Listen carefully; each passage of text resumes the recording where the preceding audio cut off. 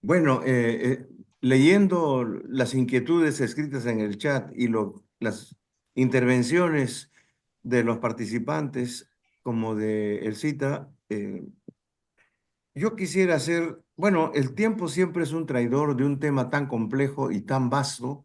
Tres ideas que quisiera compartir. Seamos conscientes de que estamos dentro de un sistema capitalista que ha alcanzado la globalización completa. Y por lo tanto, las utopías de otro mundo están en construcción. Se han caído muchas de las versiones que eran lo que podía sustituir al capitalismo. Y estamos regresando de manera bastante inquieta y con mucha investigación y con mucha actitud abierta a reconocer lo que existe y lo que existió en este país antes de la llegada de los españoles y empezar a valorarlo de manera muchísimo más profunda que lo anecdótico, lo folclórico, lo de algunas manifestaciones. Ya. Y eso significa que el capitalismo en el Perú no es lo mismo que el capitalismo en Holanda, ni es el mismo que el capitalismo en Japón. Tenemos un particular ah, estructuración y comportamiento del capitalismo en el Perú, pero que has llenado todos los poros de la oficialidad. Y entonces hay que saber convivir en condiciones de ese capitalismo. Entonces quedan dos caminos. Uno, el de tratar de mejorar y amortiguar las relaciones de ese autoritarismo, de esa verticalidad, de esa forma de gobierno y tratar de vivir acomodándonos a él, o empezar a construir alternativas que vayan de abajo hacia arriba. Porque los temas que hablaba Saturnino Wilca, los temas que hablaba José María Argueda, los temas de los que hablaba Escorza, los temas que hablaba Mariátegui, siguen siendo vigentes. Existe una relación asimétrica entre un tipo de población y otro tipo de población en este país. Y entonces sigue pendiente esta relación totalmente desigual de que unos se consideran blancos y otros no blancos, que unos se consideran empresarios y otros no empresarios. Y no es por culpa de ellos, así se han educado y así se han subordinado grandes poblaciones. Entonces existe racismo, existe discriminación, existe segregación, existe clasismo, existe esta asimetría en las relaciones desiguales y en esas condiciones estamos. Entonces es importante construir un lenguaje, un conjunto de categorías que nos den más coherencia con lo que estamos tratando de proponer. Por eso hablo de desde adentro, porque no tengo otra, estoy viviendo en condiciones, pero en contra.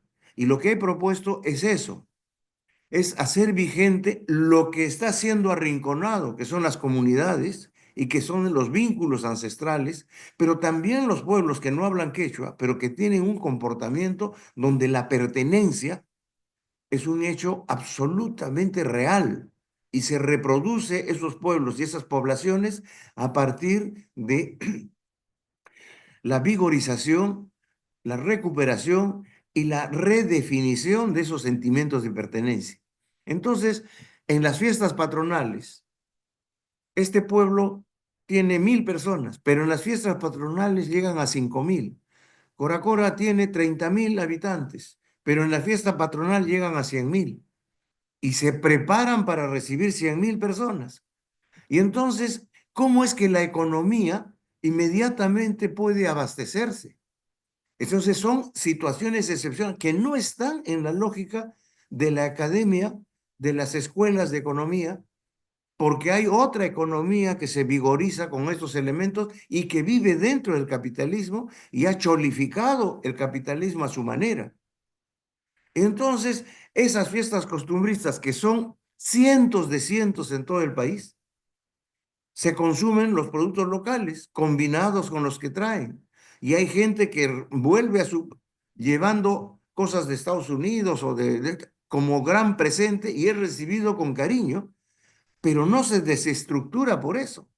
La escuela es más bien un vehículo de aculturación, desculturización de todas estas raíces. Yo recuerdo un comunero que lo encontré en el Eguren, hijo de comunero, y me dijo en primero de media, ya sé que lo han repetido muchas veces, pero a mí me pasó. Dijo, dejé de aprender en mi pueblo para venirme a la escuela, para que ustedes noten los disloques, los tremendos desacoplamientos que hay entre un sistema estandarizado de educación con los valores del sistema dominante, con otro riquísimo en todos los planos del conocimiento, la vivencia, las estaciones y las fiestas que hay. Entonces, entendamos eso y la propuesta que estamos haciendo es que el poder en estas condiciones de país está en las comunidades, sean rurales o urbanas. Aquí es otro tema que algún día conversaré con Jorge, porque hay un tema en la gestión urbana, en un proceso de citadización de la población, costeñización de la población, y ahora tenemos que el 30% de la población vive en Lima. Entonces, hablar de sustitución de importaciones significa tener el poder. Hablar de revalorizar los alimentos, es como política pública, significa que estás en la política. Yo he estado en el ministerio, no había dónde y ni por dónde hablar de estos temas, porque se procedía como piloto automático para organizar el conjunto alrededor de la función primario exportadora. Entonces, por eso es que surgen categorías y conceptos y herramientas que se convierten en política. Y en este foro hay que pensar de otra manera para entender la manera como estamos siendo dominados. O sea, ser conscientes que somos dominados en el lenguaje, en la configuración de las aspiraciones, en la mirada al otro, en esa superioridad interiorizada, en eso que Zenón nos comentó. El peruano es alguien que no quiere ser lo que es, ¿no? Y quiere ser lo que no es. Y entonces allí hay un desencuentro en la identidad y en la pertenencia. Pero ese es un tipo de peruanos. Hay peruanos como los que estamos viendo en el movimiento del altiplano, en el movimiento de las organizaciones amazónicas, que empiezan a reafirmar su derecho a la gestión y gobernanza de sus territorios, en convivencia con otros sistemas de gobierno. Entonces, lo que hemos hablado es una vía para empezar desde abajo a entender. Por lo tanto, la política pública debe ser habilitar las capacidades de gobernanza subdistrital de las localidades en todo el país. Pero eso, como las 8 horas, como el voto femenino, como el voto al analfabeto, como el derecho a la atención de la salud con el sistema eh, de salud pública, no fueron dados de arriba hacia abajo, fueron conquistas, fueron movilizaciones de conciencia primero y después de la propia humanidad. No hay nada que se haya conseguido así.